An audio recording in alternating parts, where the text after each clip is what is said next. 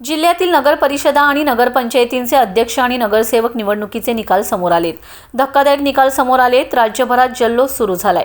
सांगली जिल्ह्यातील ईश्वरपूर आष्टा येथील निवडणुकीत महायुतीने जोरदार फाईट देत जयंत पाटील यांना अडचणीत आणण्याचे प्रयत्न केले होते, पण पाटील यांनी महायुतीला जोरदार झटका दिलाय। या निवडणुकीत जयंत पाटील यांनी नगराध्यक्ष पदासह 23 जागा जिंकत विरोधकांचा करेक्ट कार्यक्रम केलाय।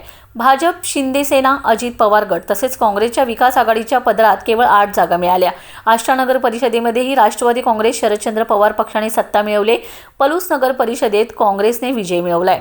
जत नगर परिषद भाजपा आमदार गोपीचंद पडळकर यांनी मोठी तयारी केली होती। जतची जागा भाजपाने खेचून आणले। आटपाडीत आमदार गोपीचंद पडळकर साहेब यांनी आटपाडी नगरपंचायतीवर एकहाती सत्ता आणली।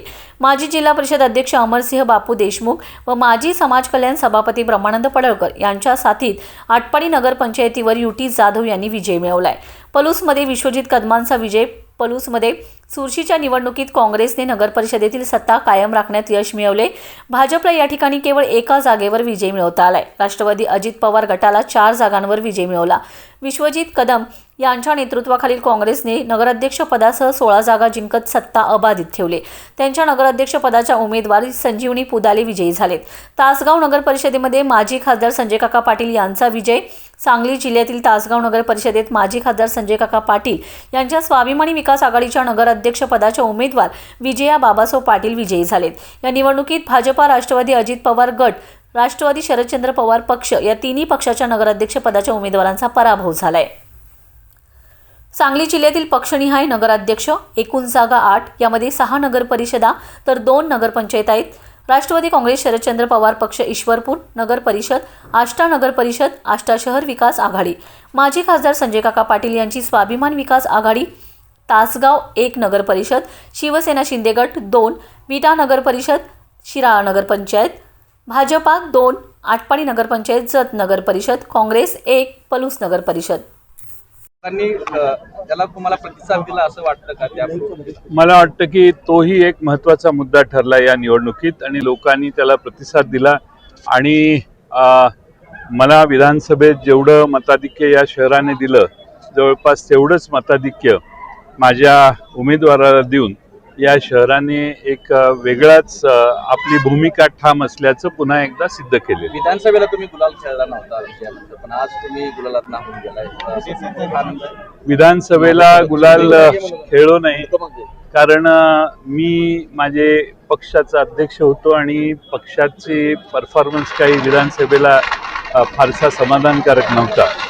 पण आज मी या शहरावर आणि आष्टा नगरपालिका जी या माझ्या मतदारसंघातली दुसरी नगरपालिका आहे, त्या ठिकाणी देखील प्रचंड मताधिक्याने विशाल शिंदे आणि तिथले 24 पैकी 23 उमेदवार हे आष्टा जनतेने निवडून दिलेले आहेत।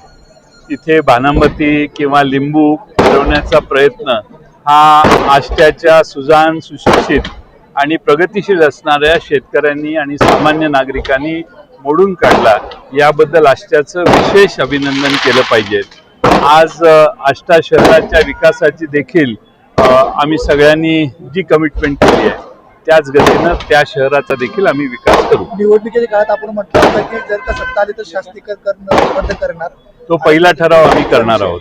आमच्या कमिटमेंट आम्ही पाळले।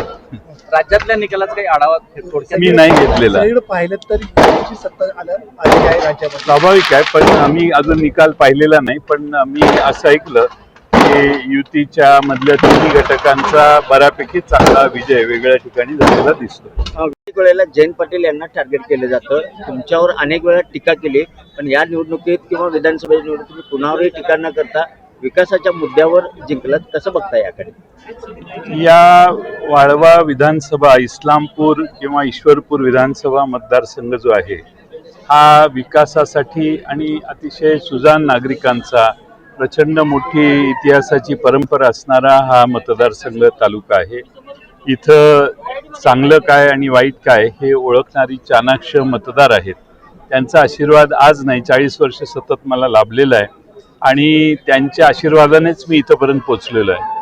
त्यामुळं या शहराला किंवा आष्टा शहराला जो सुजाण नागरिक आहे त्यांनी अतिशय उत्तम आम्हाला प्रतिसाद दिला. मी त्यांचे आभार मानतो. शेवटच्या भाषणातले अनेक वेळेला तुमची प्रसिद्धी झाली, आता विजयानंतर काय सुचतंय?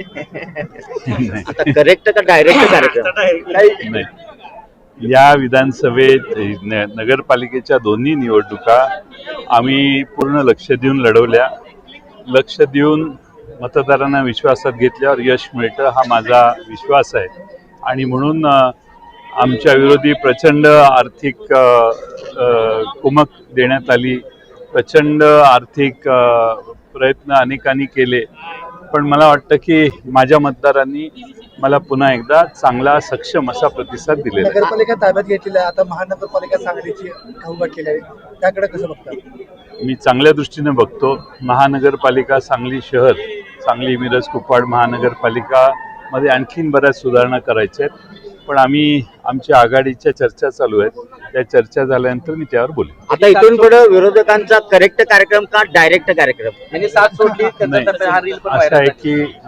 की जी साथ सोडली त्यांचा टप्प्यात कार्यक्रम करू, ही रील व्हायरल झाली होती. मी काय त्याच्यावर भाष्य करत नाही. मला सर्वांच्या बद्दलच सहानुभूती आहे. पराभूत चिमणडांगे आमच्याबरोबर काम करत होते. त्यांनी तिकडे गेले नसते तर चित्र वेगळं दिसलं असतं. ठीक आहे,